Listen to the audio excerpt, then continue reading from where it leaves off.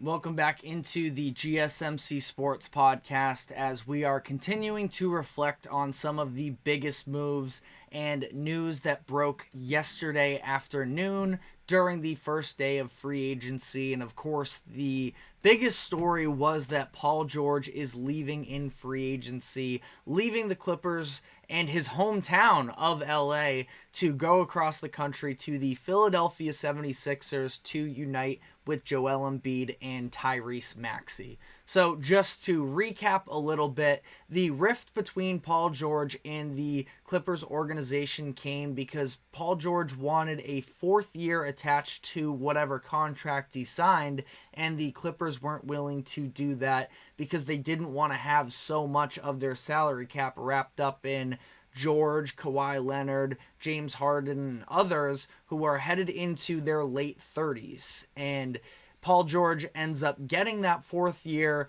with the Philadelphia 76ers, a 4-year deal worth $211.5 million, fully guaranteed through 2026-27, and then he has a player option the next summer for $56.5 million as he heads into his age 37 season. So that is undeniably a lot of money to have tied up in somebody at 37 years old, and someone that, you know, it's one thing when you're talking about LeBron James, who is defying all of the expectations of around aging in the NBA and what that traditionally looks like, but it's not always that pretty. And for somebody in Paul George who has had at least some share of injury concern in the last handful of years, I'm probably not as concerned about it as a lot of other people are. But since coming to the Clippers, it's fair to note that last season was the first year in his 5 years with the Clippers that he played more than 56 games in a season. Not to mention he missed the entirety of the 2023 playoffs when they ultimately lost in 5 games to the Phoenix Suns. But last year was a positive note for him, playing 74 games and getting a number of votes for an All-NBA team. Ultimately falls short of that, partially due to the fact that, you know, he was dealing with some injuries very briefly again, and the Clippers, who were red hot in the middle of the season, were dipping off, you know, as the season went on. Now that's probably even more so and due to Kawhi Leonard and his absence, but that's sort of a separate conversation there. But Paul George is a star in the NBA that I don't believe is over-reliant on his athleticism. Now, don't get me wrong, his highlight reels from the Pacers years, and even a little bit that year he was top 3 in MVP voting in 2018-19, I believe it was, when he was with the Thunder, have some very athletic moments. But I honestly see him as a little bit more of a finesse scorer at this point than he is a physicality scorer. And he has a very reliable three-point shot that can fall off the dribble or off the catch, and somebody that I think will be valuable in Philadelphia when you already have a definitive 1A in Joel Embiid, that he is going to be a second or third option because Tyrese Maxey is there as well on his new contract, and I think it's going to be a tremendous fit there. As for the Clippers giving this contract to him with a fourth year, again, I understand that there is a little bit of concern with the age there, and the fact that he may even age better in Philadelphia, being able to not be the number one option there as opposed to with the Clippers, where you never really know, considering Kawhi Leonard. Is he going to play? Is he not? If he's not, Paul George is the number one, and I just don't know how much you can rely on Kawhi's availability. So I can understand the concern that maybe the whatever it is, $57 million almost when he's 37 is more intimidating for the Clippers than it maybe is for the 76ers. But the reason why I justify it for Philly and I would have for LA is the fact that both of these teams are pretty all in on the current situations that they are in. Now, I think the Clippers far more so than the 76ers, where the Sixers aren't even necessarily grasping at straws for draft capital in the future. It's just that with Joel Embiid at 30 years old, they feel like they have to speed up this timeline maybe a little bit more to try and maximize what Embiid has. For the Clippers, they have, after this year's draft, they had 1 second-round pick. They have 0 draft picks until 2030. So none in the next 5 drafts. And that is a pretty scary thought to, at that point, you're already so invested in the now. Who cares if in 4 seasons Paul George is going to be making more money than he's probably worth at that point? Because at least his presence on the team now, and the majority of people will tell you, listen, they weren't winning anyways, and the odds would be in your favor by making that statement, but at least you can talk yourself into a potential path maybe of the Clippers trying to make some sort of a run with Paul George and Kawhi Leonard fully healthy. At this point now, I don't know where you find any level of that type of optimism with the Clippers for next year. And the fact that they are already an extremely expensive team. According to SpotRack, the number is currently at $183.5 million for their payroll next year, which is already in the first luxury tax apron. So yes, adding Paul George would have easily put you in the second apron. It would have made you, more expensive from the ownership standpoint, but also in terms of what other types of moves they are able to make.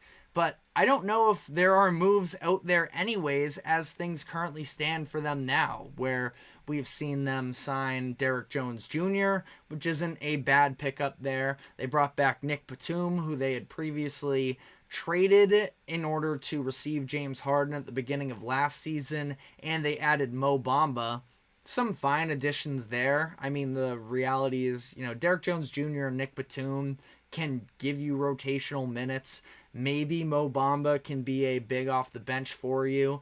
And maybe they have some sort of trade package that they could work out with the Denver Nuggets for Russell Westbrook. Westbrook opted into his option, and it's being rumored that the Clippers are maybe looking to shop him and that the Nuggets are one of the prime candidates there to get Russ if he's traded. Maybe the Clippers can pull something off to get one of their draft picks from last year, and maybe best case Peyton Watson to add a younger player that could possibly contribute now or could be a piece of whatever you are going to try and continue to build in years to come. Again, they're in this really awkward middle ground right now, I think, and they don't have a single player on their active roster younger than 24 years old. They have Bones Highland and Kevin Porter Jr. as their 2 youngest players. There is basically no assets for the long term here, and if that's the case, why not just try and max out right now? And it's going to take a miracle Kawhi Leonard run at this point for the Clippers to come anywhere close to winning, even making a Western Conference Finals at this point. I mean, genuinely, I just think the West is so much better than them at this point. But they are on this super expensive payroll and sort of similar to the Warriors, even though the Warriors, I think, do have more long-term upside.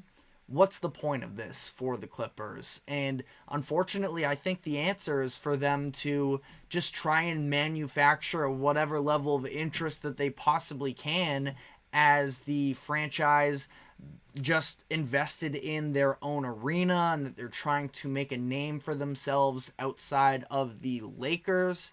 With this iteration of what they have, I don't know if I see that happening, and we could head into a really rough stretch of years here for the Clippers. And, I'm not sure what the Kawhi Leonard contract is going to be in a couple years for now. It's one thing if they're just trying to sell out as much of the arena as they possibly can in this first year, then see if you can maybe get a haul for Kawhi Leonard. But I think next year he's going to be $50 million if he isn't already there coming into this upcoming season. So I don't know. We'll see. But I think the Clippers are in a pretty dark place right now, and I just don't know how much better it is going to get. Now, they would almost have to hope next year that if they are going to be competitive, that Harden declines his $36 million player option, and that if they can try and sit in a similar position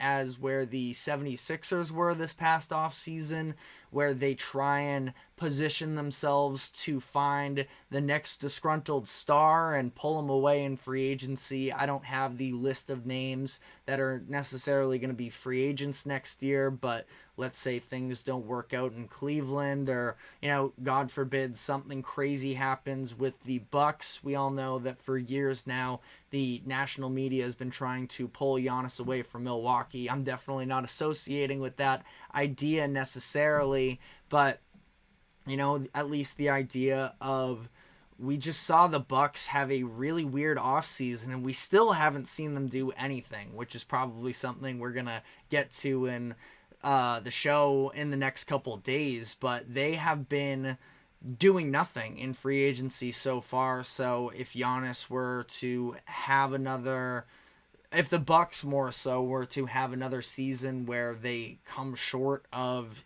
the conference finals, let alone the second round, again, who knows, maybe something crazy could happen. But as we know in the NBA, there always is that next disgruntled star coming. So again, that kind of feels like the best option for the Clippers from this point on, to pair up next to Kawhi Leonard, and I just don't think that is a reliable process whatsoever. So we'll have to see how all of this plays out. Clippers could be in contention for a play-in spot next year, but I think a lot of the teams that were behind the Clippers in the standings this past year have a great chance of jumping them, where literally just quickly running through here, the Clippers were the 4 seed. Mavericks have a higher ceiling than them. I would say that the Pelicans are probably going to be a better team than them next year. You can make an argument for the Kings, the Rockets, the Grizzlies you could even throw in there as well. And that's, with a number of other teams that are behind them as well, such as the Suns, the Lakers, the Warriors, and others. So we'll see how this all plays out. But, this whole experiment between Paul George and Kawhi Leonard, it really is disappointing, because I think that if we were to run this back and guarantee health with Paul George and Kawhi, it could have been a ton of fun to watch. And we were never able to reach that point. And it's unfortunate that this is sort of how it's going to go down in history, as one of the bigger disappointments in recent NBA history. But if you're taking these players at the peak of their powers and pairing them up with one another, I think it would have been must-see TV, and we just never fully got that. And it's disappointing, but that's the risk you play when these organizations are committing all in on teams and making all types of aggressive moves. And you could say the Celtics have made some aggressive moves in the past couple years. Now, obviously, their foundation is built off of Jason Tatum and Jaylen Brown, but they've made a number of trades to round out their roster, and it ultimately resulted in them winning the 2024 NBA championship. And they have all of this accumulation of talent, and as a result, one of the most expensive teams in NBA history. And because of that reason, they are in a great position to contend next year, but also it ties into the fact that the Boston Celtics ownership group is now looking to potentially sell their team, which is the bomb that was sort of dropped yesterday afternoon amidst all of the free agency drama. So we are going to dive into all of that, but first, a quick break. Don't go anywhere. We will be right back.